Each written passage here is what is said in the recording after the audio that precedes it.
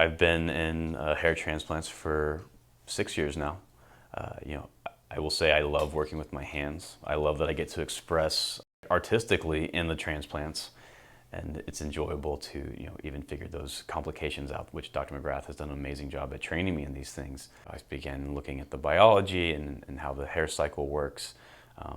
Slowly I learned all the medications, and I've advanced from there, where I've learned a lot of ways to manipulate doses to reduce side effects, or just ways that will work with people's lives. I do that a lot, and then I'm also heavily involved with the surgery consults. I'll go through and I'll work on how's the donor hair, what are we looking at, what's going to be their expectations.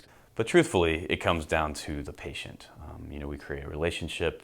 I become invested in seeing their success, which comes back to expectations.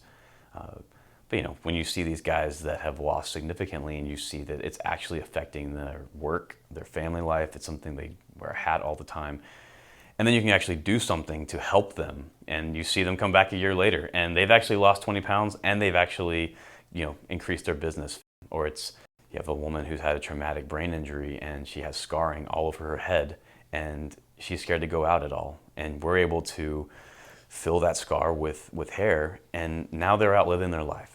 They are still dealing with the aftermath of their injury, but they at least are happy with the way they look, and that's everything to me.